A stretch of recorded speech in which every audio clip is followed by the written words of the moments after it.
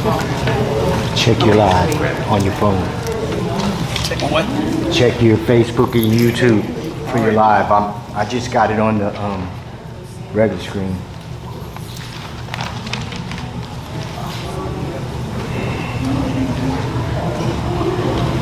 Everything says we're on here.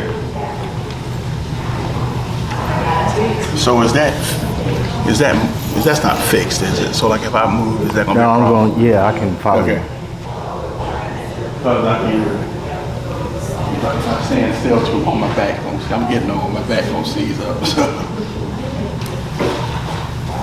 It says live. That does say live, right? You got it on hold.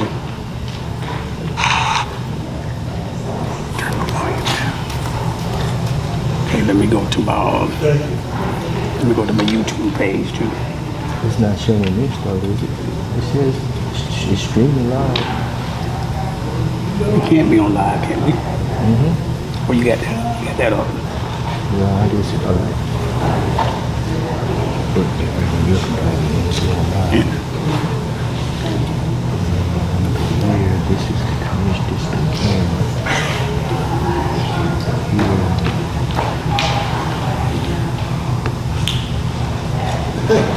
It's singing.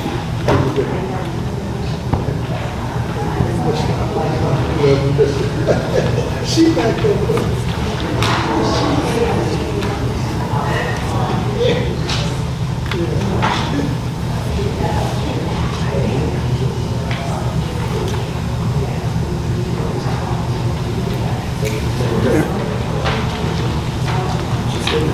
It says live. You was on home, not live.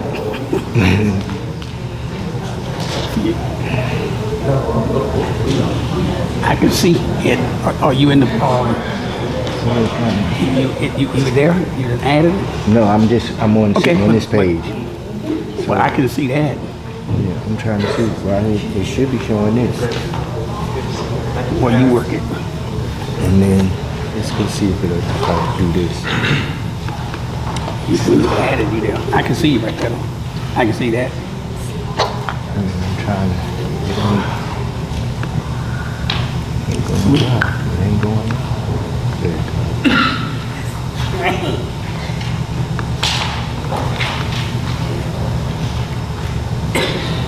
Well, we got 1 minute. See? Double clicking on it. So you've already started the broadcast. Yeah, but it should be showing this up there, right there. Are you into the studio? Add to stage. This Yeah, I is see it right there. We gonna go and get started. You just gonna work on it. Yeah, okay.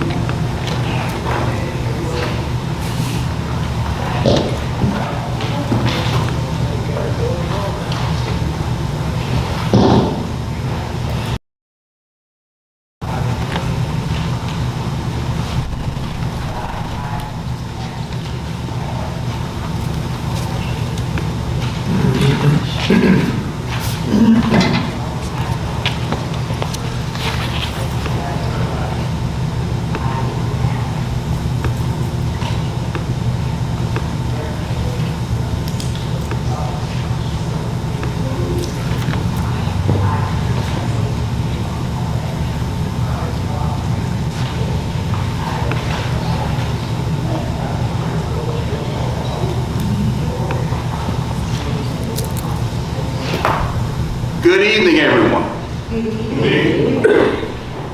My name is Abronsi Martin, and on behalf of the Martin Luther King Commission of Florida, I bring you greetings. And I'd like to welcome you to our conversation tonight at our Town Hall Symposium. The theme of that symposium is the King Commission 40 Years of Legacy. So while we're here tonight, we want you to be engaged. We want you to enjoy the process here. And we want you to think about what exactly is a legacy. A legacy is an inheritance. It's that positive connection moving from the past, going toward the future with a hope of bringing a brighter tomorrow. And so when you think about a legacy, you have to realize, what good is it if there is no one there to accept it, to accept that inheritance, that reward? And so how do we project that legacy in the future? Well, we take a few moments to reflect on it, to examine it, to really, truly try to understand what its value is. And so that's why we're here today. We're going to have some moments of reflection. And we have assembled a wonderful panel to discuss the 40 years of legacy of the Martin Luther King Commission. So with that being said, I want to jump right into it. And I'm going to ask that the next voice that you hear is have a welcome and opening prayer by our very own Reverend Dr. Marie Harris. Honestly, I'm going to yield to my minister, Sabrina Phillips.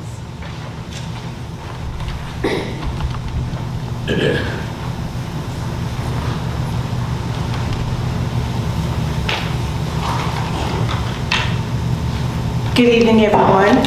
Good evening. I'd like to take this time to say welcome to the symposium tonight.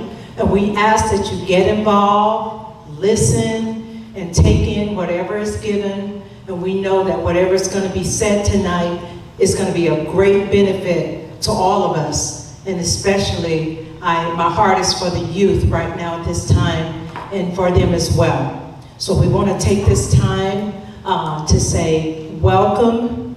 We're not in church, so to speak, but we're in a church building. But we're here to take it in, chew it up, and live it out so that it will become an integral part of our lives, and we can tell the young people, our community, whatever it is that needs to be said. And I'd like to take this time to say a special honor to all the guests, all the pulpit, and all the speakers tonight. I want to thank you for offering me the opportunity to come before you. Let us bow our heads. Most heavenly and righteous Father, we want to thank you for the opportunity for us to assemble this time at this place for such a time as this, and also to bless us to be able to be a part of this new year. And we thank you. You brought us from 2023 to 2024. There's been so much we have dealt with, so much that has been going on in our communities. But Lord, we thank you for allowing us to come together, the meetings of the minds. And I ask that you be in the midst of us. Bless us, God. Give us what we need to say and give us what we need to do in the name of Jesus. And Father, we thank you for all that you've done in the past, all that you're doing now, and all that you're going to do. Today, great is thy faithfulness. And Father, we give you all praise, all honor, all glory, as we wait with great anticipation for your move this evening. Thank you. And these blessings we ask in the name of the Father, the Son, and the Holy Spirit. Amen. Every heart says amen, amen, amen, and amen.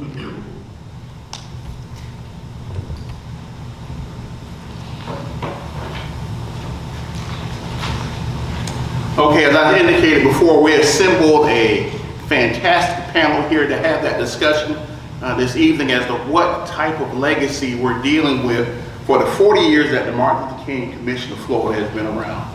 And so what I want to do is take a few moments to briefly introduce our panelists. And I know typically what we do, we ask, well, hold back your applause till everyone is introduced, but no, we want to give everybody their due right then and there. All right, so I'm going to announce each person, and I want y'all to just show how much love, show them a little love when we get there. So to my right, we have Mr. Christopher Chestnut.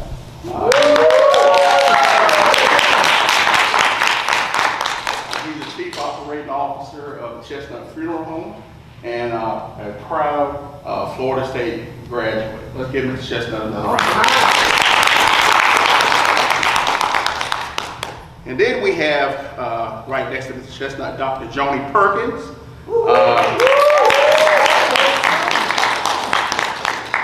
And I neglected to say this, and I get back to Chris in a moment.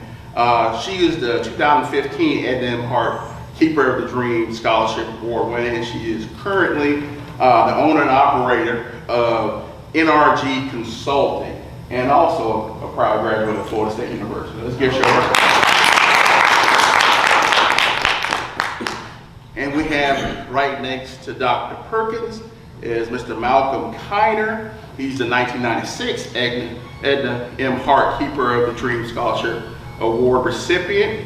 He's the Chief Operating Officer of the Gainesville Housing Authority, and we really don't have to give him a round of applause.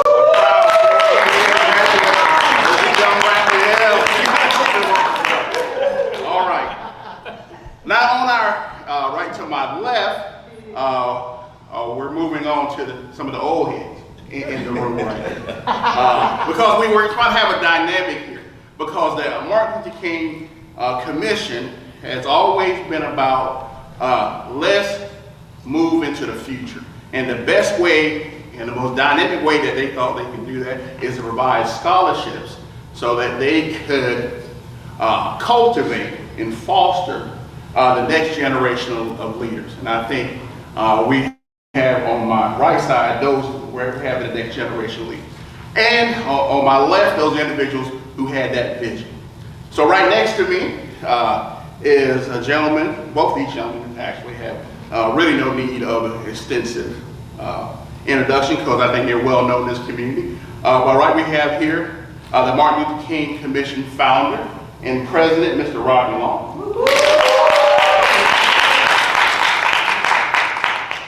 And next to Mr. Long, we have Mr. Phileron Wright, a longtime educator in this community, my church member, someone who I have looked to for guidance over the years, and I'm very much appreciative of him. So let's get, oh, and he's also my friend. All right, so let's give everybody one last round of applause. And I did say this, so Mr. Chestnut is actually Chris, wait, what year did you win the scholarship in?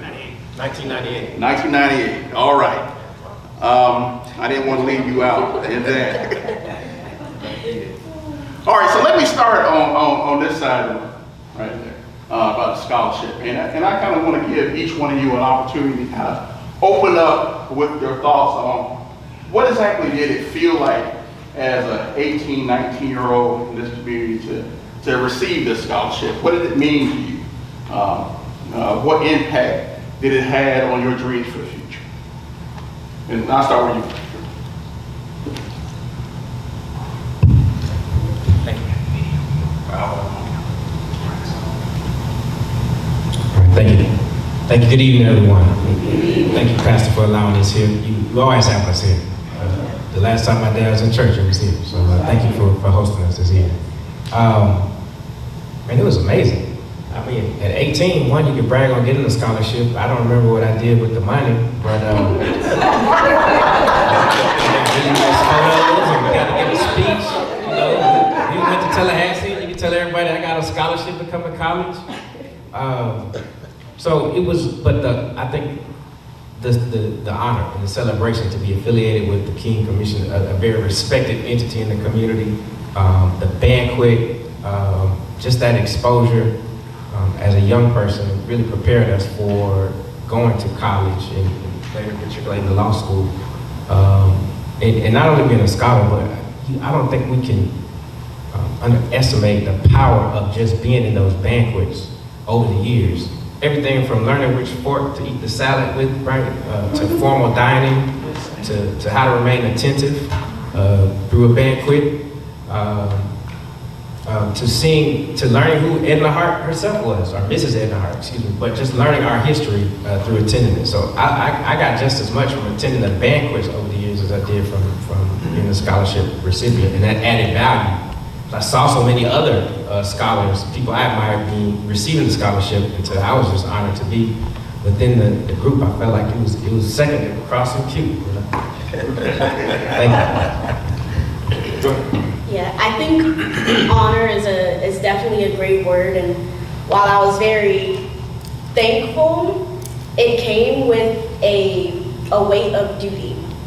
I knew that I had so many people in my corner because all of these people agreed that I was a keeper of the dream. And so I had a duty to my community from that moment forward, that everything that I did, it was to be reinvested back in my community because they invested in me. So I went on and I went on to learn and I went on to grow in degrees and travel and bring all of that knowledge back here. We entrust the keepers of the dream to go out, to bring everything that we all can't do individually and bring it back here to help our community grow and help our community flourish in all of those ways that are necessary. And so it was very powerful to know that these people trust me that much, that everything that I'm about to do and everything that I'm about to be, I'm going to bring that back to my community to help my community flourish and reinvest in the community that invested in me. So I guess kind of similar to Chris here, when Mr. Long reached out.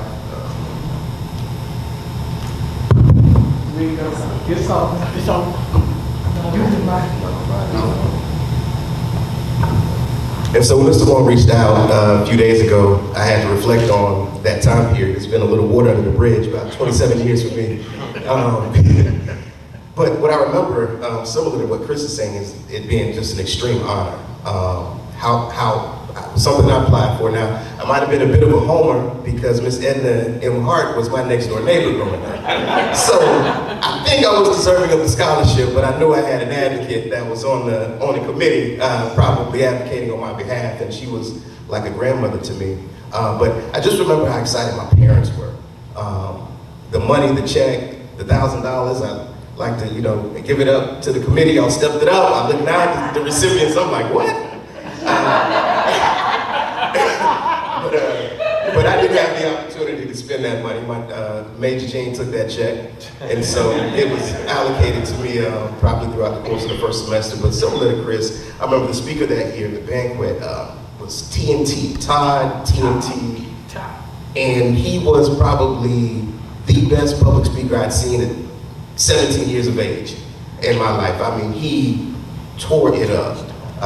The experience in the plaza, seeing the other recipients, seeing the photos, now having my photo up, and I wasn't able to make the banquet, recently had a loss in the family, but my coworkers were there, and they're sending me pictures of the photo, like, look at you at 17 and 18, and just to be a part of the number, as Chris said, and to know that, as now as an adult, working in our community, trying to uphold that legacy of a keeper of the dream. So that's really what it meant to me.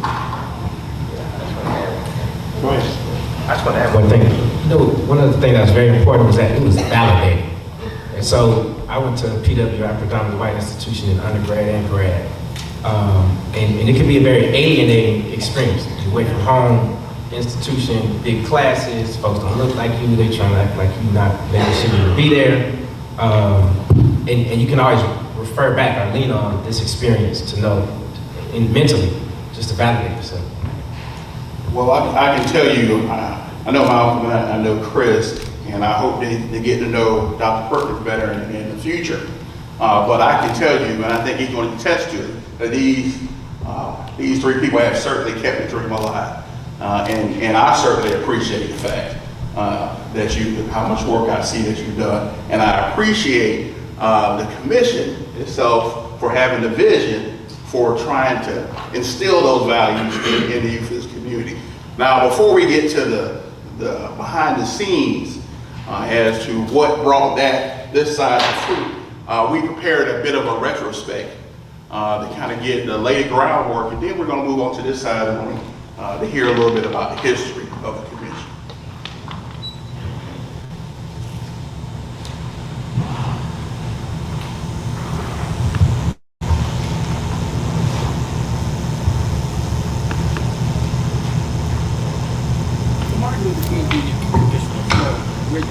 Martin Luther King Jr. Commission of Florida originated from a request by me on December 10, 1984 to the Gainesville City Commission.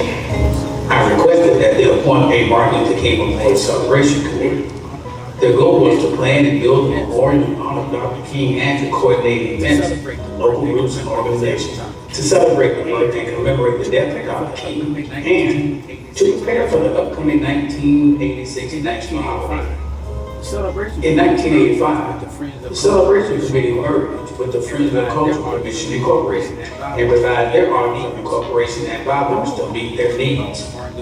The new organization was called the Martin Luther King Jr. Fund, Inc. In 1993, the Martin Luther King Jr. Fund, Inc. changed its name to the Martin Luther King Jr. Commission of Florida.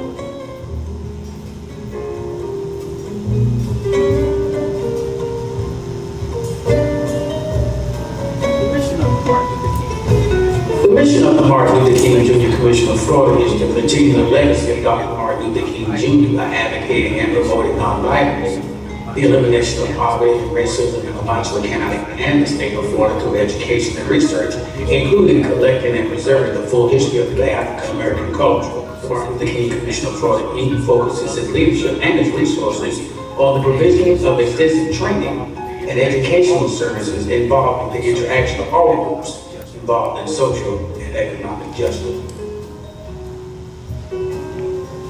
Phase one of Obelisk and the Memorial Garden was unveiled on the annual 1986 in recognition of the National Honor King. Phase two of Obelisk is a broad class with excerpts of speeches from Dr. King's I Have a Dream, nonviolence, and brotherhood speeches. Phase two was unveiled on April 4, 1987. The final phase of Obelisk is two bronze sculptures of a little boy, Terry Robinson, and a little girl, Crystal Bennett, standing back to back, that was unveiled on January 18, 1988. The city of Gainesville donated the gardens and provided site preparation and maintenance in perpetuity. The designer was Elsbeth.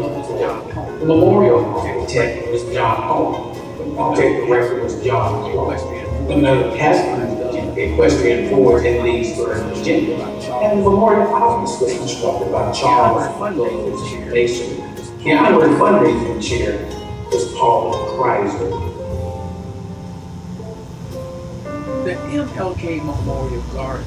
The MLK Memorial Gardens is also home to the Martin Luther King Jr. Hall of Fame recipients and the MRS People of the Dream Scholarship Award recipients.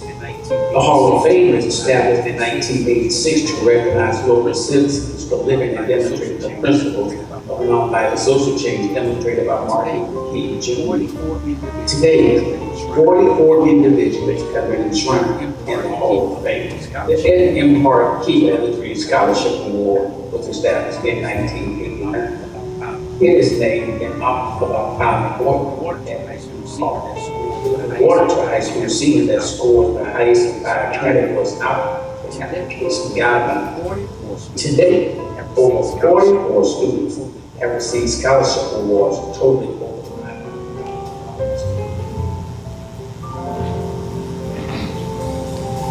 Reverend Willie Frazier.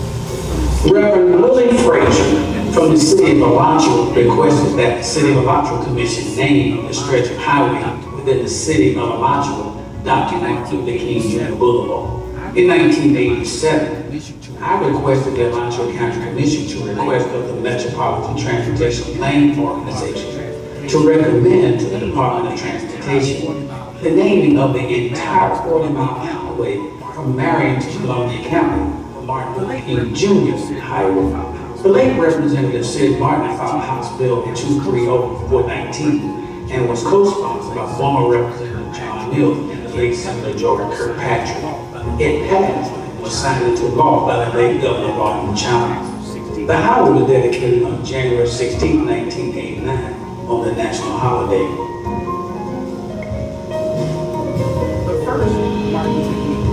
The first Martin Luther King March parade was held on January 13, 1982.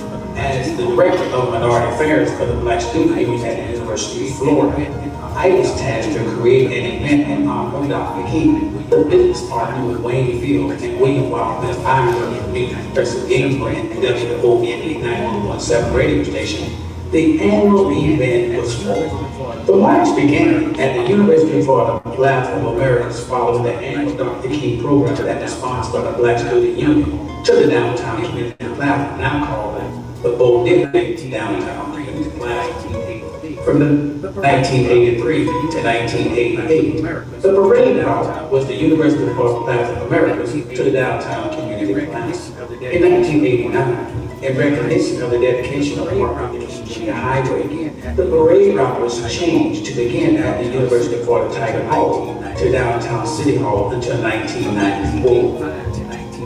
From 1985 to 1997, the parade route was from the Martin Luther King Memorial Gardens to Citizens Field.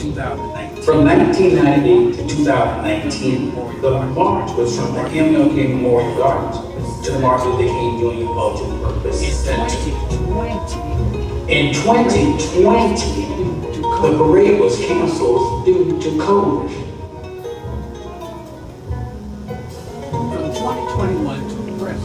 From 2021 to present, the parade route is from the MLK Memorial Gardens to Citizens Field.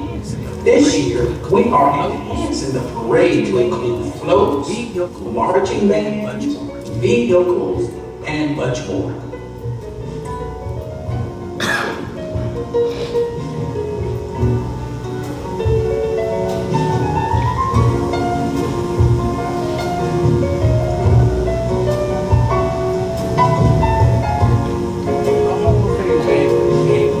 The Hall of Fame Banquet Game is the fundraiser for our organization. They are also held to recognize our annual Hall of Fame award recipients and our Edmund M. Hart Keep of the Dream Award recipients. The first Hall of Fame banquet was held in January 1986 with guest speaker the Honorable Nancy Hastings. In 2023, our speakers format changed to allow the Edmund M. Hart People of the Dream Award recipient to give the State of the Dream address. Let's stroll down memory lane and look back at some of the pictures and articles from some of the previous events.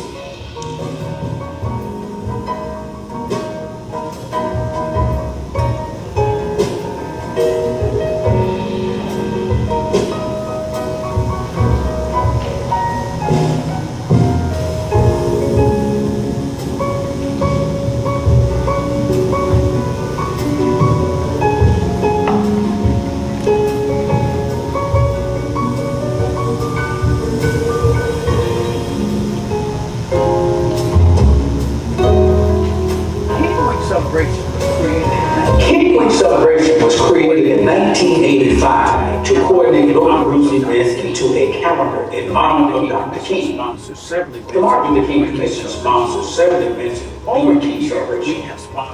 Over the years, we have sponsored other organizations, banquets, workshops on health, education, restoration of voting rights and civil rights, rainbow, town halls, events, Remember Body Correct events, the active plays, voter education, and registration, social justice events, and how many of the following events? Let's see how many of the following events you can remember.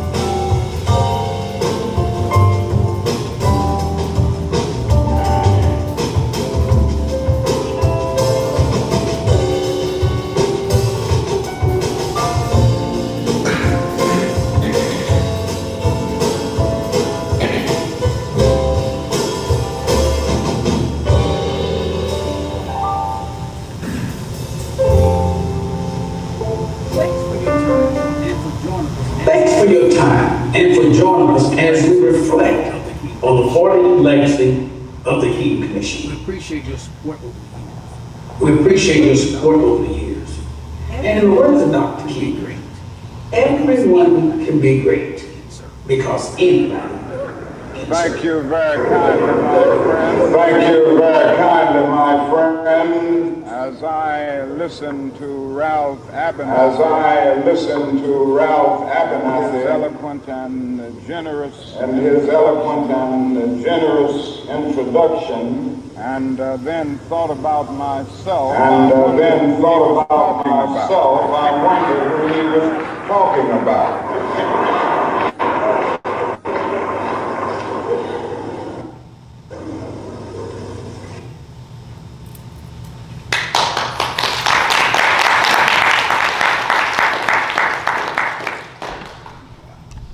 I first came to Gainesville in 1995 to go to the University of Florida College of Law.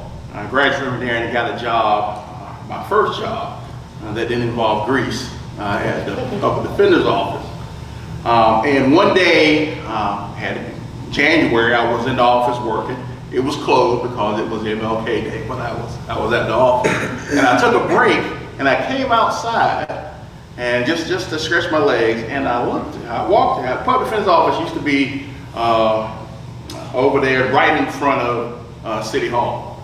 And I went around the back and walked towards the clock tower. When I looked out, it's a little before noon, and I'm like, oh my God, what are all these black people doing out here? What's going on? I didn't have a clue. So then I walked up there, and then I get to Below Deadly Plaza, and there seemed to be about 10,000 people out there. And then all of a sudden somebody is yelling like, okay, we're gonna move off. And next thing you know, I'm out there, everybody goes on the street and I'm walking with everybody else. Next thing I'm at Citizens Field and don't know how to get back. But that was my first experience with the good work of the MLK Commission. So I want to move over here because we heard a little bit about the product. I kind of want to ask everyone on this side of me, and I want to ask one real quick question. One of the things that struck me is when I went to Below Deadly Plaza, it was a young person who got up there and spoke, and I think it must have been in 1999 when this happened. Had the student winner always spoke at that Below Deadly Plaza event? Thank you, Bronzy. The winner of the Edna M. Hart Keep of the Dream Scholarship Award has always been the person who spoke in downtown at the kickoff program, as we used to call it then. And we moved it to where they now speak as the keynote speaker at the gala, to give them more exposure speaking in front of adults and being able to have the perspective of a young person speaking to adults. So adults will understand how young people today feel about what's going on in the world, and more specifically, what's the state of the dream in their perspective. Okay. So did each one of you on this side of the room, did you have to do that? Go in front of at Below Deadly Plaza and speak? Yeah, all of them spoke. Right. Were y'all terrified, or were y'all like, yeah, I got this? Chris? Yeah, I was like, yeah, I got this. I think my recollection was it was the night after the banquet, so it was, I figured there'd only be 15 people there anyway, so I was comfortable, but it was actually a larger crowd than I expected, but yeah, it was, no, I was a lot more nervous than that. So I spoke in Below Deadly Plaza, and you know, I had spoken in front of crowds before, you know, at church or, you know, in speech debate, and I show up and there's a lot of people. There's thousands of people in front of me, and I had worked so hard on my speech, and I was really, really nervous, but it was so empowering to go up there because everyone's looking at you as like, we want to hear what you have to say. And it was just an empowering experience. Like, once I started talking, I was comfortable. I wasn't even nervous anymore. But it was a lot of people. It was a lot of people. But it was just an empowering experience that I remembered to this day I think about often. And I mean, I'll agree with my panelists. For me, one thing I was thinking about before the symposium is that I actually spoke in the gardens. Yeah, you spoke in the garden. I wasn't in Bodilly, I was in the gardens, so I was a bit shielded. It was still a lot of people, but I was down in the garden, so I could only really see those folks that were immediately in front of me. But I got the opportunity to share that stage with my best friend. He provided my introduction. And so that was a unique experience, that I had to write a speech and probably write his as well at that time. But it was something that I got to do with him, a memory I got to create with him that we still talk about, and it was tremendous experience. All right, I want to go to this side of the room. The initial discussions for the Martin Luther King Commission of Florida, was it always a notion of we're going to recognize some local civil rights icon, we're going to give a scholarship, or did it have some other genesis? Was there something else envisioned? Well, in 1984, when I approached the Gainesville City Commission, it wasn't necessarily we were doing King Week celebration, we were giving out scholarships or any of that. The first thing we wanted to do was to try to build a memorial in honor of Dr. King downtown. That was the first thing we wanted to do. And it started originally as a statue instead of what you see now in operas. And we went to the city, we told them we wanted to actually build a statue.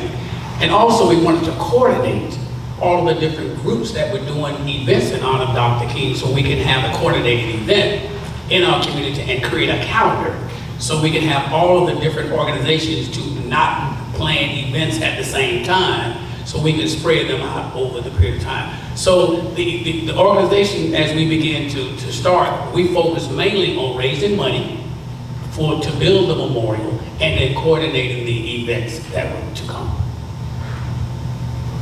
Did you want to add anything? Mr. Wright? Good evening. Back then in those days, Rodney Long recruited me and to be a part of this group. And I didn't have a clear vision at first, but let me congratulate Rodney Long for what he's done over the years and how this whole thing has evolved over the years, and it is what it is today. And I want to congratulate as well all of the recipients ones who participated in the things that you have done over the years to keep the dream alive. What is the dream? The dream that Martin Luther King, and by the way, I like to say this, if I can generate some discussion. I'm a little bit of a talker when it comes to this because, excuse me, growing up in a household where my dad was a civil rights advocate, so many things I learned from him. I had the opportunity in 1962 to actually meet Dr. King. And I met him in 1968 too, the year that he died, was killed and assassinated. I was at Tennessee State University, and I was probably a junior. But anyway, I had a chance to speak to him before he went to Memphis, Tennessee, and ultimately passed. But I say that because of, how I was raised and everything, and being very close to the movement. And to me, the movement started out of an expansion of opportunity, of services. We always think of just one thing of, back then, minorities were not able to go to restaurants and other things like venues like that. But the part that we forget about are the services. As I can remember as a child with the flu, when I was a very young age, my dad took me to the hospital, and we were not allowed to go through the main hospital. They had a side door where my dad where they allowed us to come in. From that day on, my dad said this would not happen again. So he found a doctor in Jacksonville that would treat me. So I've got many stories that I can relate to, why we celebrate the expansion of services and opportunity, I think is what the dream is all about. And I just like to say congratulations to each of you for keeping the dream alive. All right. Before we go back to this side, let me ask this question for this side. If you can kind of either think about specifically what was some of the challenges that the commission faced in getting these series of programs to be such an integral part of this community, and specifically, some of them, I'm going to kind of direct that to you, and let you start off with that, Rodney. And then maybe go on broader that, what type in the community itself, was there any sort of pushback? No, we don't want that here, right there. We didn't have any pushback at all. We had a city commission that was receptive then and is receptive now. I see Mayor Ward is here tonight. City of Gainesville has been an integral part of King Celebration since its inception. So we've never had any pushback. As a matter of fact, anything we needed from the City of Gainesville over the years, they've given it to us. And they are the ones who now, in perpetuity, manage the gardens. That's their responsibility. So things have always been good for us. I think the challenges that we've had over the past, if I want to call them challenges, is we've had to have finances to do certain things. And when you're a not-for-profit organization, you have to always go out and raise money to be able to do the things that you want to do. And I know Dr. Perkins can relate to that, because that is the thing that she does. She's a consultant for not-for-profits. But when you're not-for-profit, you have to go out and you have to be able to sell the vision, the product and the things that you want to do to corporate partners, to buy into what you want to do, and to the community to be able to do what you want to do. And I think the trust in the board to go out and to allow me to go out to present what we want to do was helpful. And everybody who came to the board brought a skill set to the board, and that was always important. And I want to go back to something that Dr. Phil said. Reverend T.A. Wright changed the whole landscape of Gainesville and Alachua County when he arrived in this county. No doubt about it. Phil probably wouldn't say that, but he is. When he became president of NAACP, things began to become a little different. And to hear Charles S. Chestnut III tell you when he was a part of the youth council, a lot of things began to change. And Dr. Wright, Reverend Wright was our first speaker, and he was the first person locally to be enshrined in a Hall of Fame in 1987, right after Martin Luther King in 1986. So the board decided at that time to give this award and to make sure that this award has significance. Who is the first local person we're going to put in this Hall of Fame? And it was Reverend T.A. Wright.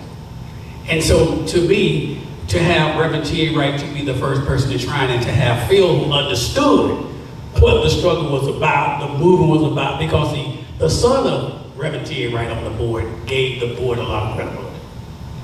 Well, with that being said, Phil Ron, if you can just take a few moments, just tell us who your father was, who Dr. Wright was. Well, he was dad. He raised 4 children.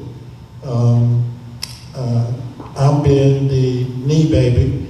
I don't know if you all know what that means. Not the youngest one, but the next one. So I always heard that being the knee baby. I have an older sister who lives in Palm Beach County and retired as a school teacher. And then my brother, who passed away many years ago, worked for Bell Style, and he lived in Macon, Georgia.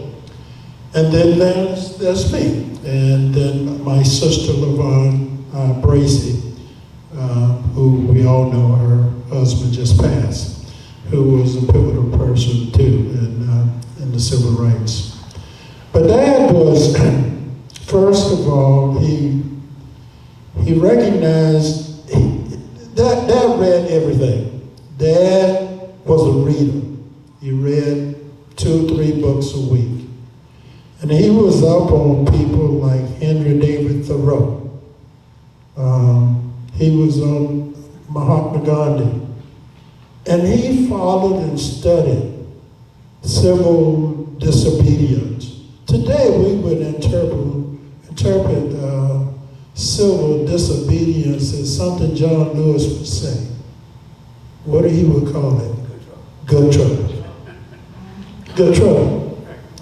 So some, if you want to play on words, and some may call it peaceful disobedience.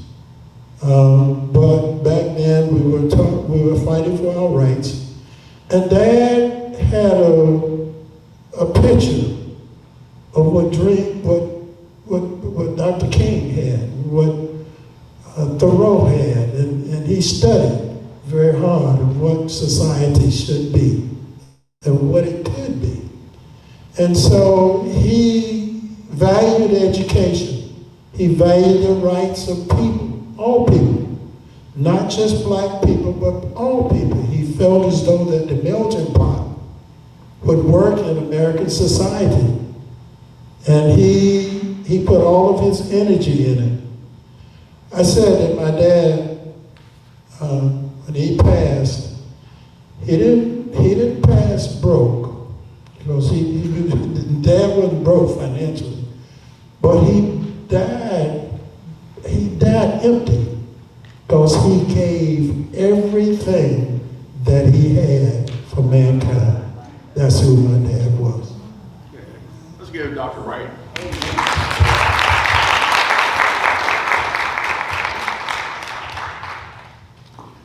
So, from what I'm hearing is that the community at large at that time was completely behind the efforts to have this type of activities in the city of Gainesville.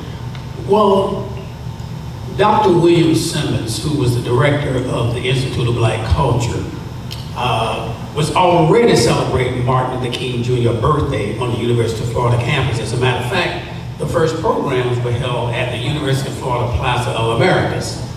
And when I was a student at the University of Florida, and as part of the Black Student Union, they asked me to coordinate a community event that would be off the campus.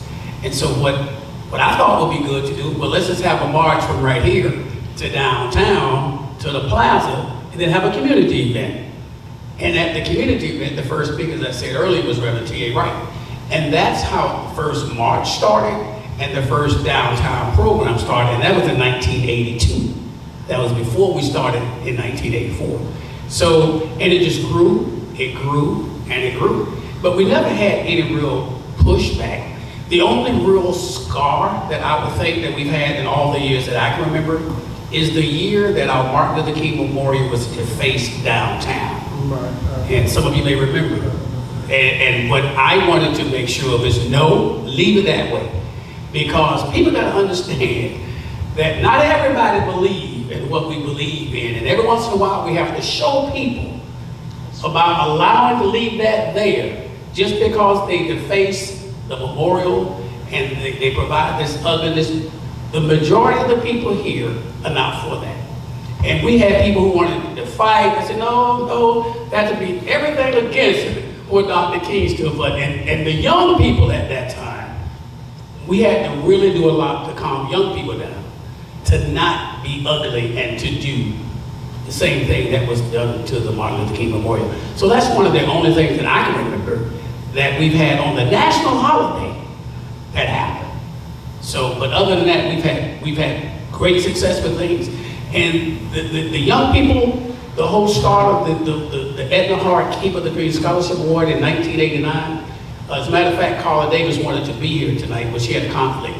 When we started that particular program, giving scholarship to what we thought would be a young person who would continue the legacy of Dr. King and keep the dream, and to provide them some stipend, but have them to go through a competitive process to compete academically, civically, spiritually, to compete and to actually win the award. We figured whoever that person was, and some years there were more than one, because they were just so good. And I don't know if Chris, in 98, 96, we had multiple or not, but in certain years we had 2, 3 people that were so good we just couldn't say we're gonna give it to one person. So we gave it to multiple people. And when you look back on the 43 or 4 people that received the award, they have all turned out to be great leaders in their own right. And so you look at 3 of them here, right now, in front of you. Professional, some of them, you'd say 27 years for you, and so years for you, but you look at it, they all turned out. We got doctors, people who are professional, and this is what we talked about in 1989. These are going to be the people who are going to keep our dream alive, and you're looking at 3 of them right over there. So one of the things I think I opened up with is what legacy is. It's a projection of the good things about the past into the future and hopefully have a better tomorrow. Last year, our town hall explored the question of the continued relevancy of Martin Luther King's dream here. Now, I know we have a bit of an age gap here, but I got to say, you're not exactly teenagers anymore. Right there. But I'm going to start on this type of it is really a 2-part question, and you can, from your perspective, at the time that you received the scholarship, how did you feel as far as the relevancy of the legacy of King? And then now, compare that to now, do you see the legacy of King still being as potent as it was, if it was at the time for you when you won the scholarship? But the ladies first, I guess. When we think about legacy and we think about this inheritance that's being passed on to us as keepers of the dream, it's something that's very holistic. Growing up, there were so many people in this community, in the very same community, who chose to invest in me that I learned from, and that I saw, and that the same things that I would notice in them when I was growing up, as they were living out the dream, as they were being these upstanding members of the Black community of Gainesville, I see it coming up in my own life. Things that when I was in 5th grade here at Duval Fine Arts Academy, and I was a student of Gloria Jean Barracks, when I think about culturally relevant pedagogy, right? Those are things I learned from her. When I was in 5th grade, I didn't even know about it. Things that I've learned from seeing Dion and seeing my pastor and my dad and Rodney, those are the things that were instilled in me. That was the legacy. That was the inheritance that I was given. And coming from this community, when you hear legacy and inheritance, often you think about monetary, right? But we don't have all money in this community. That's not something that we can give because we weren't afforded that over the generations that it took us to get here. But we do have that passion, that drive, that ability to never sit idly by. I don't know if y'all remember what the theme was of the year. Mine was injustice anywhere is a threat to justice everywhere. And depending on how deep you think about it, that's a theme that can really knock you upside the head, right? It can really put you in a place where it's wow, there's things happening all over the world. Anywhere and everywhere are pretty big words. And it's the legacy and it's the inheritance that's given to us to be able to make a difference. When you talk about being validated, the things that we were doing when we were in high school and we were competing now for the scholarship through our civic duties and our spiritual duties and our academics, not everybody that looked like us was doing those things. It wasn't super popular to be volunteering. It wasn't super popular to be at church. It wasn't super popular to be getting A's in school. But we were validated by this community that chose to show us that this is a very, very valuable legacy. And that if you're doing the right thing, you're doing the right thing now, and we're gonna invest in you because of that. And if you continue to do that, great things are gonna come out of it. So I think it's a very powerful legacy. Did I get both parts of the question? So the legacy then, I believe it is as powerful, if not more powerful, because you chose the right people to keep that dream alive. So the things that we were learning and the things that we were handed down back then, we're doing our part to keep it alive now, and so that it continues to permeate and that it continues to spread throughout our community. And when I look at the young kids that are receiving the awards nowadays, and the young lady that received the award this year, she has so much promise, and she has all of those things that we had. So I know 20 years from now, she's gonna be in this same position to be giving back that legacy to our community. So I think it just continues to grow and it just continues to spread. Was it powerful to you then, the legacy, and do you think it's still powerful? So, yes, obviously yes and yes. And I can kind of put it together and think about it in two ways. And I know Chris can relate to this, being that our fathers were from the same generation. So for me, having the honor of being the recipient, and then having grown up in a home with the father I had, who shared the breadth of experiences that he had as a young man being born in 1937, it put things in a different perspective for me. I kind of came around a little later in life for my parents, but kind of those old school values, those old school thoughts, and those old school experiences were how I was raised. So I was honored. I wish I could remember what our topic was in 1996, but I do remember being extremely enthusiastic. Go ahead. I do remember being extremely enthusiastic about my speech, and having a feeling that my speech could resonate not only in 1996, but out into the future, because our folks, you know, things tend to be cyclical. And we run into the same issues in our communities, and we're still running into a lot of those same issues today. Now, as an adult, if I could look at what the legacy means to me, and as I've matriculated through my career, my jobs, it all boils back down to one thing, especially related to Dr. King, and that's service. I've always wanted to be of service to my community in some way, shape, or form. So wherever I've landed, whether it was the city or in Tampa or now the Housing Authority, I've considered myself as someone who is giving service to my community and working within those institutions that historically have held back certain folks and my folks, and being able to be an advocate for all people within those communities, but also be able to translate how these policies and these housing and all of the different things I've worked on throughout the years, how I can translate these things to my people in my communities so that they can be a part of the table and provide their input and feedback on the future of their community. So it's impactful and it's purposeful for me. Chris?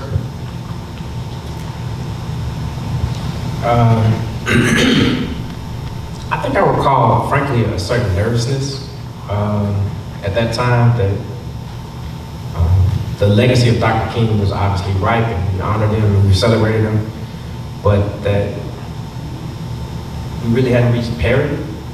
And I think at that time in '98, we were starting to see some of the foreshadowing of some forecasting of what was to come, like One Florida, the privatization of prisons, et cetera, right? And so I remember trying to address some of those things, not as pointedly then, but I think we're reaping the effects of it now.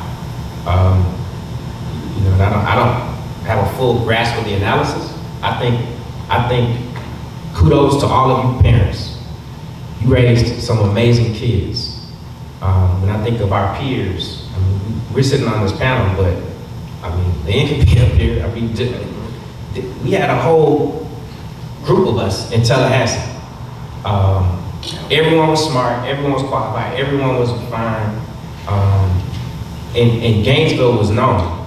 And so this community really turned out some amazing kids for the future. That's quite a legacy. My concern is, well, did we get, it's like, Reverend Wright had it, he got the King concept down pat, right? He got his access, he was an activist, but he also had gardenia. And so there was an economic piece to that. And I'm not sure, for some reason, maybe we missed the boat on being able to attract this talent back to Gainesville because of not enough opportunity here. It's a tough place. If you have high aspirations and accomplishment and you have qualifications, it can be tough here. It can feel suffocating. And so our parents did their job. They educated us. They prepared us to take on the world, and we outperformed, I think, in mass, per capita. In every set I've seen folks from Gainesville. I guess the issue on the legacy Dow is, my concern is, how do we get that talent back? How do we carry this on to the next generation? What do we have for the kids today? For the keeper of the dream, this, right? And the kids in East Side and Lincoln. What representations do they have to pass the torch, to carry on the legacy? So that does beg the question of, well, we talk a lot about legacy, and legacy is a powerful term. What's the opposite of legacy? The generational curse. And so what are we doing as a community, the commission as an organization, to fight that generational curses for the next 40 years? So while you're pondering that, as we go down here, let me ask this question from this side of the room, from what you have observed over the years. How has the work that the King Commission has done in this community evolved over the years? Because I know in your initial comments you wanted to build a statue right there. So how has it evolved? And where do you see it going in the future? It has evolved from the standpoint that when we initially formed, we were doing more of celebration and commemoration in honor of Dr. King. But I think as we went over the year, it became more education and more participation of trying to get more people involved, and not only involved, educating people about whatever the issue of that day was, whether it was voter education, voter registration, restoration of civil rights, and whatever the case may be, housing, health issues, and the likes. So as we evolved with whatever the issue of the day was, to make sure we always had a town hall symposium about something that was relevant to that day.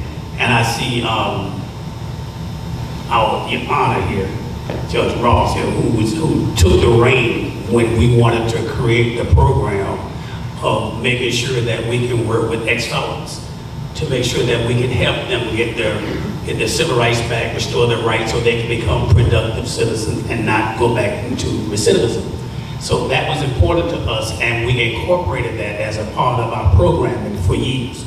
The same thing with our youth summits. We had specific programs and activities for the youth. And it evolved through having rainbows, cultural activities for the youth, and specific activities that we dealt with the youth on Saturdays.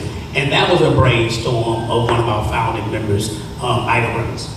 So when we look at the things and how we evolve, we always try to make sure that we were relevant to the time that we were in. And if you look back over the years, things have changed, but we try to make sure that we change so we stay relevant to what the issues are and what things that are going on at that particular time.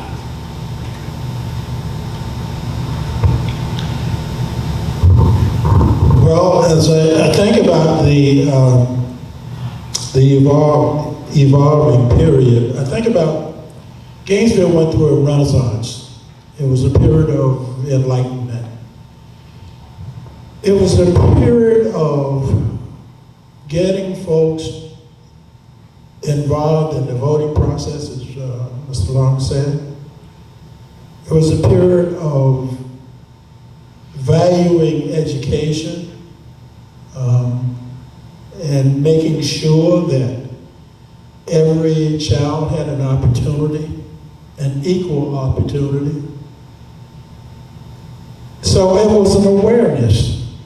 It was an awareness that that I think that was generated and created out of a concept that Rodney Long and several others had, but mainly Rodney Long, that these things should happen in our community. And it did.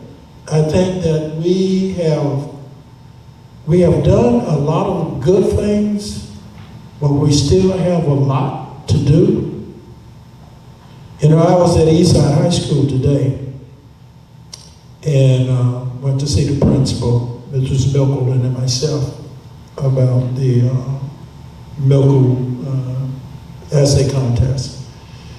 And you won't believe this, I used to work at Eastside, but I got lost on campus and it's changed. I was so embarrassed I had to ask the student how to get to the front office. I couldn't believe myself. At this age, you know, 76, I don't make any excuses. But anyway, I had to ask the student how to get to the front office. And I didn't know what to expect because the student had on earphones and everything. And so once I got the earphones off, and he was very polite. He was very cordial and very helpful. And as I walked through the campus, everybody spoke. And I said, now that's good. This is really good for Eastside, you know. So I say that to say this, you know, proper decorum, we've got to continue with that. We've got to keep on the front burner how important it is for our kids to excel, not be ashamed to excel, learn the English language. My parents wanted me, I wasn't an A student, but what my mom taught me was that if you treat people fairly and right, if you put forth effort, if you write well, if you talk well, and if you do a little bit of math, if you can do a little bit of math, you will be okay. And so that's what I like the legacy to continue. I like for us to really push those things that I see that are of good value for our children and rising generations to come, and the unborn. We've got to leave that legacy for them. I want to piggyback on something that Dr. Phil spoke about, and that's education. On our board, we had some of the best educators that anybody could think of on our board initially when we started out. So education was one of those areas that we were going to seriously focus on. Joe Buchanan, probably one of the most educated and probably one of the most persons who I can think of in terms of history in this community. We had we had Edna Hart, who's one of the founding board members who the scholarship is named after. But not only did we have good educators, we had good civic-minded people, we had elected officials, and of course we had my mentor, Charles S. Chestnut III, who served on the council for many, many years, giving us guidance. So we had great people giving the board the guidance. We had political involvement on the board, we had spiritual, we had great faith leaders that was on our board. So we had a very well-rounded board that can go in any part of our community to make sure that things that we needed, that we could get. So it was good during that period of time, but we knew education was going to be one of the things that we certainly focused on, but we never could have imagined that, look back 40 years later, that we've given out nearly $500,000 in scholarship dollars. I mean, when we first gave the first scholarship to Carla Davis, I think it was $500. So as we grew, some of the people got 1,000, 1,500, and I think Johnny got 10,000. You about to make someone feel bad. I understand,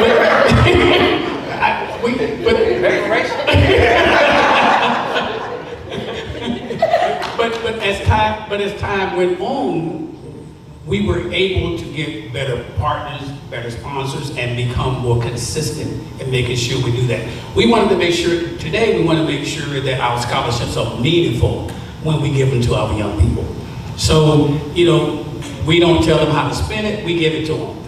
We don't say spend it, no, we give it to you. So we're hoping that you're going to spend it on your education, whatever that means. And we honored two of our best educators on our commission, Edna Hart and the Edna Hart Scholarship, but Joe Buchanan Scholarship. The Edna Hart Scholarship was a scholarship that we created had more to do with academic excellence and those types of things. The Joe Buchanan Scholarship is not. The Joe Buchanan Scholarship is a scholarship that if a person who's overcome some obstacle in their life, they're back on their track now, just have a C average. And the irony of that scholarship is when we have our prayer breakfast in the spring, we allow the public to actually on the spot make a pledge to that scholarship. Our scholarship recipient this past year, Miss So Unique High, who also went to, I think, East Side, isn't it? She went to East Side too. Her scholarship, and she's at FAM. She's at FAM. She's at FAM now. And so is the Edna Hart Scholarship, Michaela Flams. She got an $18,000 scholarship last year. And that's because the people in the community sold into it themselves. We had a base of what we wanted to start with, but we allowed that to matriculate. So education has always been important to us, and we always want to make sure that we give to young people to allow them to aspire to be the things they want to be. And we know if we sow into them, they're going to come back, and they're going to sow into our community. But you know, I wonder, so often positive things come out of struggle. You know, that's one of the principles of evolution to some extent. Adversity, breeds, invention here. But I wonder, to some extent, have we been, or are we presently in a situation where we're victims of our own success? Where we are in a situation where people are commenting every year you come out and you saying, we shall overcome, and then there's people out there who say, well, why have y'all overcame yet? And then some people are in agreement with that. And when you put that in the mix, I hear something of what Chris was saying. So much of what was going on at the inception of the kingdom was actually closer to the struggle. I know, Phil Ron, you have a book, and you talk about in your book actually being physically chased out of St. Augustine. We did. Right there. Yeah. And while there are challenges today, there are different challenges than that. So how do we deal with that? Well, it's got to be a continuous flow of information and education, as Mr. Long said. We just got to keep doing that. We got, sometimes when I'm talking to my sons and grandchildren, I tell them I started, my wife and I cut it right, she's sitting over there. We started out teaching in the early 1970s. My salary, and I tell, and people laugh at me when I say that, my salary, now Mr. Reverend Dr. Harris, she knows this too. When we started out, our salary was $6,000 a year. $6,000 a year, and you only got paid once a month. Once a month, not twice a month, once a month. So our take-home pay was like $285, $300 some odd dollars, and we merged ourselves. My point is this: the young folks are looking for a quick, easy way out, and it doesn't work that way. And they've got to put in the work. They've got to be patient. They got to do the things that they need to do. So we've got to, our charge is to make sure that you don't violate the steps. You've got to work to get it, and you got to put in the time. Sounds like you're setting up a boomer versus millennial type battle here. I'm Generation X, so I'm in the middle. They forget about us, right? They're between those two. And I think we're all the way in, what is it, Alpha now? That's where we're at now? Wow. Huh? I don't know what they are. Okay. So you gotta just keep voicing it. You gotta keep bringing it. Yeah, you gotta keep doing it. Keep doing it. So the question, I'm gonna direct this next question to Dr. Perkins here. Yeah, and you work in education, right? And I think some of the things, and we broached this a couple of times here, is that the King generation and adjacent generation, from the perspective of youth today, the kids that you work with, to some extent, is that ancient history?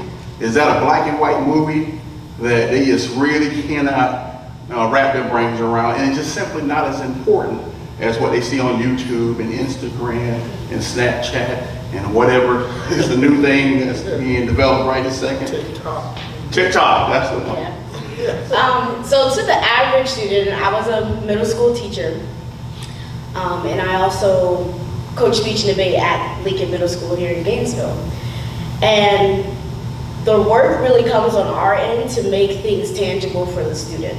Because the way that it was given to us, if we give it to them the same way it was given to us, they're not gonna care, and they're not gonna absorb it the way we would want them to absorb it, the way we absorbed it when it was given to us.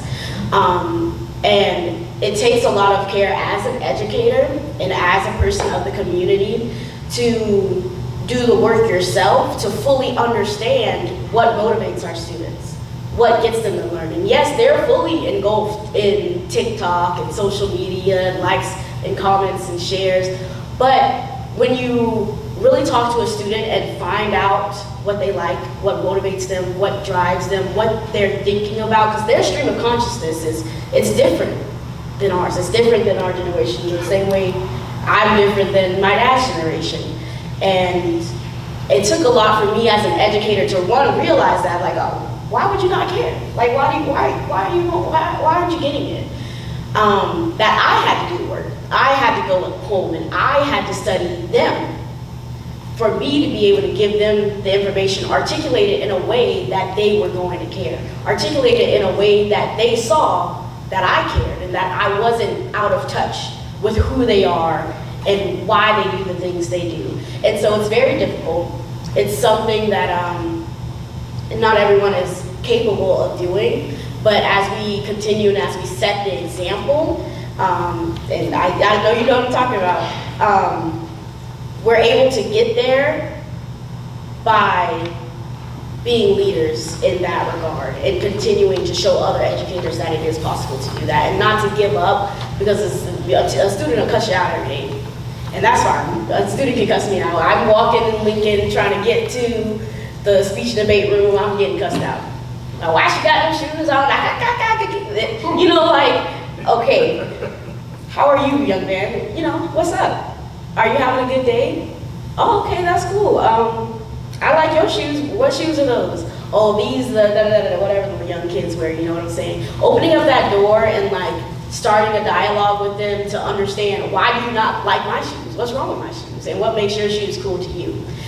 It breaking down that barrier and getting to know them in that way opens the door for us to be able to articulate the things we want to articulate to them in a way that they can absorb it. Well, let me follow up with that, because I try to think back to what it was like when I was in school. And I always say this, I don't really believe there's anything such thing as the good old days. There's always been some challenge that someone had to go through. And I don't know if it's my age, rose-colored glasses. I remember there was always, the kids who struggled. There was always kids who cursed people out. But it just seems to me that when Miss Jenkins or principal, somebody walked down the hall, everybody kind of straightened up right there. And I don't see that anymore. Is that just my old man brain working, or do you find that there is a distinct difference? I would say that, my students didn't cuss me out, right? But I witnessed them curse people out. And what made me different is what I would think about. Because when people think about me being a teacher in a middle school, half the kids are taller than me, I probably look younger than them. How do you gain respect in that space? You know, when Shane was my principal, if you walk in the room, everyone's gonna be quiet, even if they were throwing chairs 2 minutes before. But he had that respect. How do I gain that respect, knowing that I look young, knowing that I'm short, knowing that I'm already coming from a deficit? Because if they beat me up if they wanted to, you know, they could cuss me out if they wanted to. But the thing is, when you connect to the youth, when you show them that you see them, when you show them that you're not just here to tell them, you're there to teach them, you're there to do it with them, you're there to learn from them as they learn from you. When you get to that space, they're not going to push you out. So do you believe that it's the responsibility of the messenger to reach the audience, to convey the legacy or the adherence, give that to them in something that they can take? Yeah, 1,000%, 1,000%. We don't stop learning once it's given to us. So we focus a lot on youth, and I wanted to start with you. And I know Malcolm and Chris, professionally, your experience dealt with different communities, rather. And when I'm hearing voices about how we're very successful and there was very little pushback, is there some notion that this message that we're having not reaching all segments of the community? And if so, do you have any suggestions on how we could reach those segments that we're not reaching? Well, I'll chime in there. And I don't want this conversation to go into a how many times you get cursed out contest. But I certainly get my fair share at the Housing Authority. And it's not by the kids, it's by their mothers. I think I would say we have to meet people where they are. And so it's communities, like the communities that I manage, my residents, my people, they have to know that when I show up, I'm there to listen. That if I got on the suit, don't worry about the suit. I'm one of y'all. Let's talk. Tell me about what's going on. How can we fix this? Because very much so like the children, those parents don't feel that anyone's listening to them. And don't feel like anyone relates to them. It doesn't feel like we actually care and that everyone is there to take within the community. I break up fights between the moms at the bus stop and not the children. And have to sit down with the moms, bring them in and sit down with them and just talk to them and say, come on, y'all.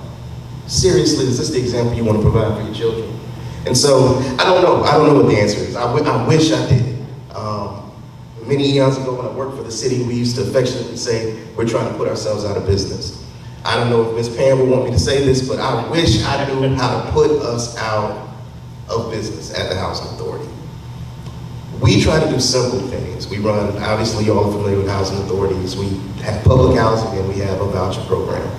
We now hold a graduation for our voucher participants. Once folks have earned a specific income that makes them a zero renter and we're no longer subsidizing their living, we host a graduation and we celebrate them. And we allow them, the mayor was there recently, we give them an opportunity to tell their story, to talk about the struggles they've had over the years and being a single parent or overcoming addiction or whatever the societal issues that have kept them from moving up and out and being self-sufficient.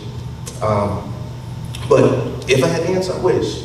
But again, I think it starts with actually meeting people where they are and listening to them to get an understanding, baseline at least, for where they are, and then how you can try to help to work with them and their families. And then to the point she was making about the children, I deal and interact with the parents. I can only imagine what those children deal with from the time they get home from school until the time they get up and go back to school. And so how we solve that, how we get in those homes, how we interact with those families and those caretakers, is something that we have to discuss as a community and as a society. Chris?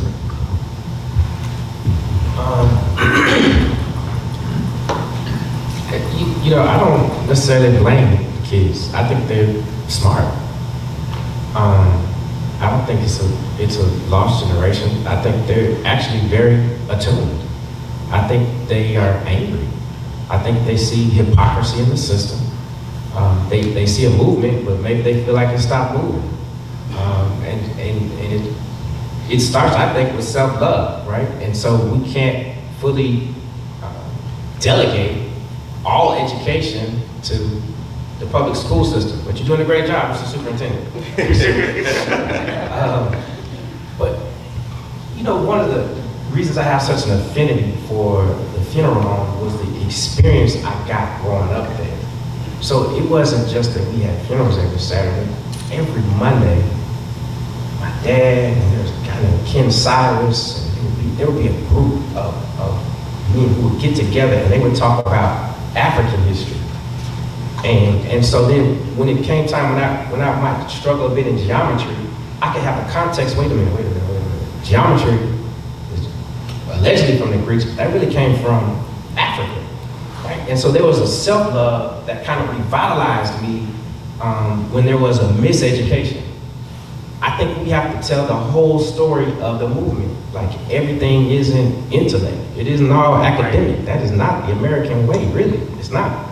I mean, we celebrate Dr. King and he deserves all the celebration, but every movement has to have muscle. So even Dr. King went to Herman Russell's house to go swimming, right? So the construction man with the construction company had the capital to support, to bail out Dr. King, had the capital to build businesses that were sustainable.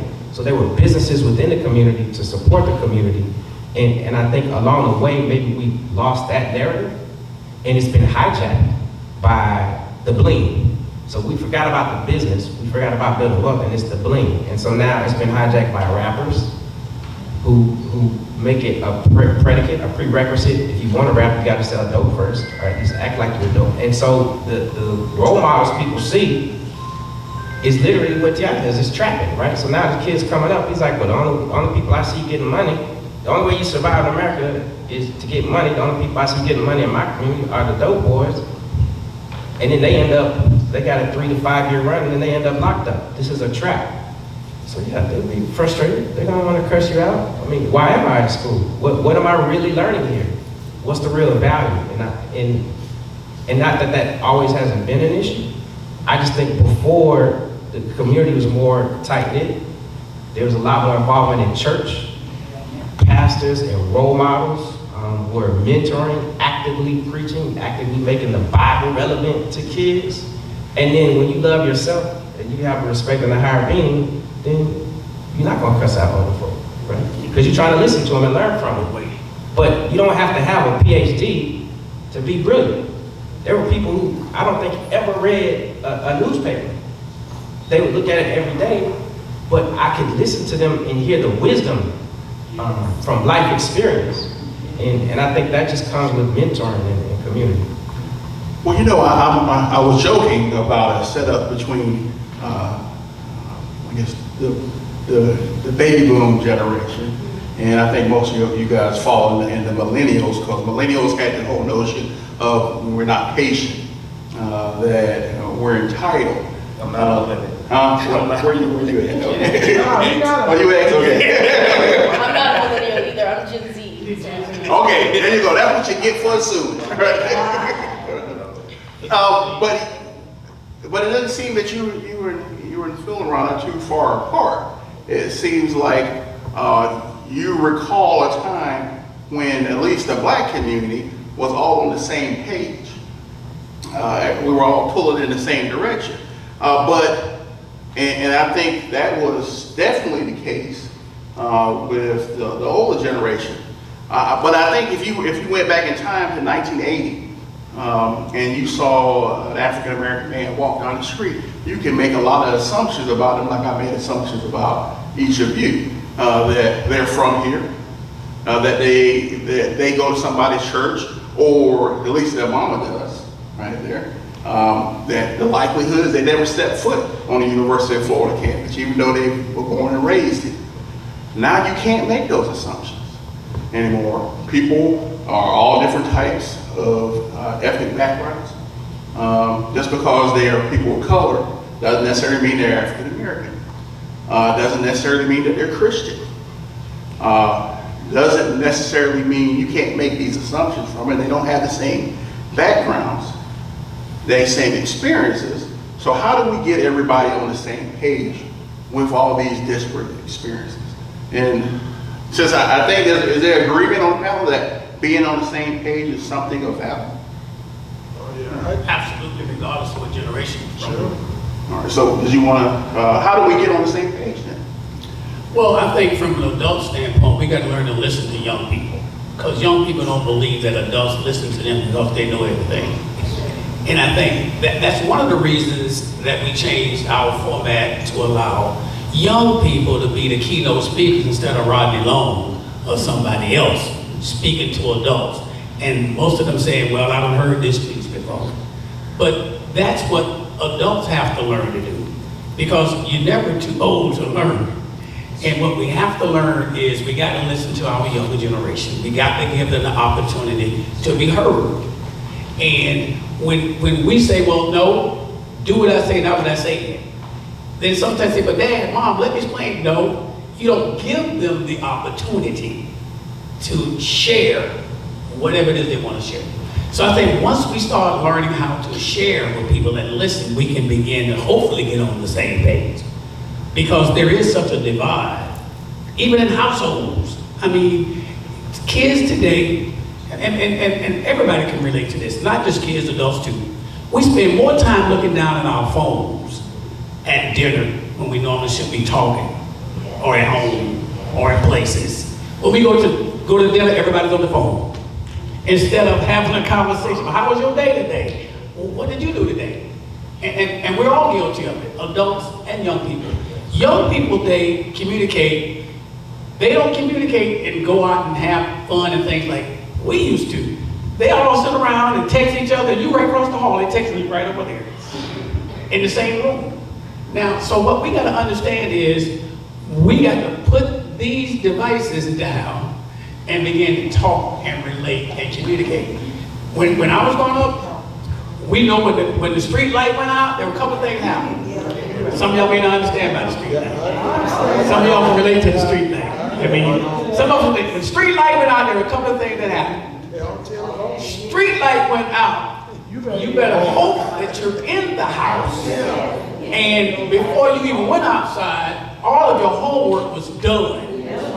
And the oldest sibling was the one who made sure before you went outside, it was done, because if Mom or Dad came home and wasn't done, the oldest person is going to be mercilessly beat. but that's part of the growing up. But when the street light went out, there was a couple of things that happened. You come home, you better have your bath. And when your mom and your dad get home, and when daddy get to the table, or mama get to the table, everybody gets to the table. And we're not talking about what happened. No, we're going to talk, okay, well, what happened today in school? Did you finish your homework? I mean, moms and dad and people ask relevant questions. So we know what's going on in everybody's life. The table was the place where all of us actually communicate. And today's houses, we don't eat around the table. Everybody go to their room, they go here, they go. We don't do that. We need to go back to things that made all families relevant. And I'm just as guilty as anybody else. When I go to dinner with my kids, I make myself put this down and talk to my grandkids. Because my grandkids today, they get so influenced with everything on here, I make them put it down, let's talk. What did you do today? How you come with your grades? What subjects are you taking? So we begin to communicate. If we begin to do that, then I believe that we can begin to get on the same page. Well, I agree with everything that's been said. I think building the foundation is probably the best thing you do. Then how do you build a foundation? Well, you start with home training. You start with making sure that the homework is done. You start by setting the rules, and you start by setting goals. You know, those are the things that you do. What would you like? Where would you like to be in a year from now? Where would you like to be in in 5 years? And ask those hard questions to your children, your grandchildren, and get them to see, have some sort of vision of how they're going to get there. There's no mythical magic that's going to fall in your lap. When I was teaching, I told the students that you're going to have to put something in to get something out. And I think that a strong foundation encompasses all of that. This is the complex thing. It's a reachable goal, but it has to develop, it has to evolve, just like this commission has evolved over the years. And I think if we don't look for the quick fixes, the easy way out, and we put the time in, I think that we will get there. I'm a big proponent of good etiquette, following the rules and making sure. And I met Cotty, and we started our family, and I was having a good time, and I was smoking cigarettes. And she told me, she said, we have a son. Do you want him to smoke? And I said, no. Things like that. You set the example. And that was in 1973 that I quit smoking. But we're going to have to be the models of what we want our kids to be and not veer off from that. I'm not perfect. I'm sure I made a whole lot of mistakes raising my children. But there are lessons to be learned in how we model the behavior of what we want our children to be. And so I need that, building a strong foundation. This thing is not that hard. There's a French word, je ne sais quoi. Je ne sais quoi is mean that it's just, it's undescribable. And so I believe that we can get there, and I just think that spending time, as Rodney has said, about what are we teaching our kids, the things that we do, and so those are the lessons learned. We'll go to this side of the room. Thoughts on how do we all get on the same page? Chris? So I think we have to be honest with ourselves and with our kids, right? Like the old playbook is gone. So the game is fundamentally different. In a generation ago, information was a premium. It was a scarce resource, right? That's why you had different books, and so you didn't have equal access to information, to books, right? That was part of segregation and integration. We now on information overload. So now everyone's got immediate access to a cell phone. That's why the kids are impatient, et cetera, because you have so much information, they don't have understanding. And I think that's how the community can reclaim the youth. It's not just about having access or getting the information, it's about understanding how to connect the dots. And our community has always been good at understanding. This is how the game really goes. You can't do what everybody else does. Yeah, that might be what the textbook says, but you have to know the text, right? But it's like you gotta know the scripture, but you also gotta know how to apply it to life. And I think that we've got to not place such a premium on information that we subconsciously denigrate ourselves because we think we don't have access to it, because we don't understand technology, because we don't understand computers.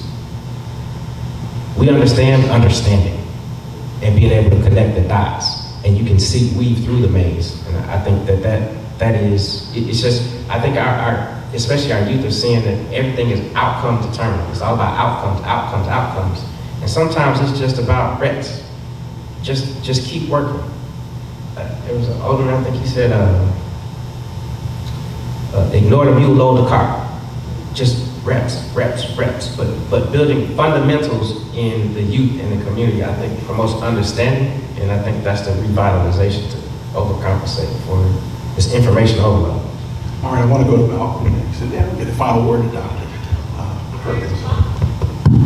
And so, I mean, I'll add on to what Chris said, and in doing the reps, which is still the old adage of working hard, but providing context. Right. So, speaking that context in as it relates to whatever it is that young person wants to do or wants to become, and being honest. The same way Chris just said that information is at the drop of a hat. You cannot lie to these young folks. You can't. When you say something to them, they're going to look it up. And then they're gonna say, oh, he was lying to me. He said something to me to make me feel better, to dismiss me or move me along. So again, from where I stand, from where I sit, and what I interact with on a daily basis, it's actually going to those people, going to the people, going out into the community. It's always easy for us to say, oh, well, the parents aren't doing this, or this person isn't doing this, or this segment of society isn't doing anything. If you're not out there in those trenches with those folks, and talking to them, and meeting with them, and getting an understanding of their everyday life, and being patient with them, then there won't be a connect. But when you do, in the opportunity that you get, in the chance you get the opportunity to connect with them, all it takes, and this is something we say all the time, all it takes is an hour to change your life. And if you can talk to someone and convince them that perhaps you should try this, in that hour it can change their life. So that's my take. Dr. Perkins. Yeah, so I think that true understanding comes in recognizing what the actual goal is. Because I think that we're still on that same page, but our approaches have to change. Our goal has and still is the same. Our goal is to have the freedom to live happily, to reach out and grab the opportunities that we want for ourselves, and to, in turn, be able to live a life that we're proud of. That's the goal. It looked very different 100 years ago, and 50 years ago, and 20 years ago, and now. But that goal is still the same. For example, when I was a teacher, and a kid comes in the classroom, the goal was never to make straight A's. That wasn't the goal. The goal is for that kid to learn how to read. For that kid, if they came into my 7th grade classroom reading on a 3rd grade reading level, sometimes reading on a kindergarten reading level, to go from kindergarten to 2nd grade reading level by the time they left my classroom 8 months later. Or to go from reading on a 5th grade level to reading on a 7th grade level. The goal wasn't that everybody was gonna score 900 on the Lexile. That would be great, but the goal was for them to improve and for them to learn to read. And that's not gonna look the same for everybody. And the approach is gonna look different, the same way it looked different for our generation as it's gonna look for this generation. So I think in ourselves, recognizing the root of the goal, and then adjusting our approach would really help a lot in getting there. Because for us, it was the things that our parents did for us, the things that our parents instilled for us. But in this age of information and in this age of everything that's going on in our society, the way to get to that same exact goal, that's still the same, is gonna look very, very, very different for the kids of today. So I think it really comes in understanding the goal and what it looks like today to be able to make it digestible for the kids that we want to reach that goal. Because honestly, I made good grades, but the kids who would talk too much in class or would always be talking to the girls or always trying to make someone laugh, they would get in trouble. They get sent to the principal office, they get sent to ISS. But not everybody's gift is making the good grades. Not everybody's gift is doing well on the papers. Some people have the gift of gab. Some people have the gift of community. Some people have the gift of laughter. And if we villainize the kids that talk too much, or always trying to make jokes, or always trying to talk to the girls, they just have a different gift than what we have. I have classmates that, you know, are making big impacts in our community because they have 1 million followers on TikToks, but they were the kid that got in trouble all the time because they were making people laugh. And they were getting sent to the principal office. And luckily, they didn't get knocked down so far to think that their gift was worth nothing because they just kept getting sent to the principal office, then getting sent to the warden's office eventually because they ended up down the wrong path. But they persevered through that to capitalize on that gift that they had to now still be making an impact. And they didn't do it the same way I did it. They did it their way. So I think recognizing the gifts that our young kids have, not putting everybody into the same box of success. Everybody doesn't have to be a preacher. Everybody doesn't have to be getting a PhD. Everybody doesn't have to go to law school to be successful. I think by recognizing the root of the goal and then adjusting based on who that individual person is and where they are, meeting people where they are, is where we would be the most successful in doing that. Just say this one, because I know it can be really intimidating, I think, right, to relate to young kids. They're like, man, they're seeing NFL players, $20 million contract, right? But here's a real good icebreaker. Yeah, you can make $20 million, but if you spend $21 million, you're still broke. So let me show you how to manage this $20 on your way to $20 million. That's the understanding we're trying to talk about. Okay. Well, with that, I think that's a good point to stop this conversation, but not the discussion. And I hope that each and every one of you receive something that impacts your lives in a little bit today, and you can take it out there into the world and do some good with it. So with that, let's give our entire panel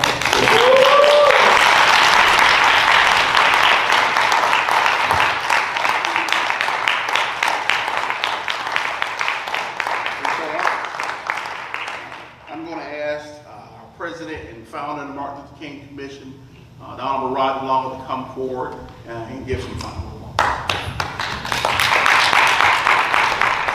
Thank you so much, Abronsi. And Abronsi, you did an outstanding job of moderating, facilitating.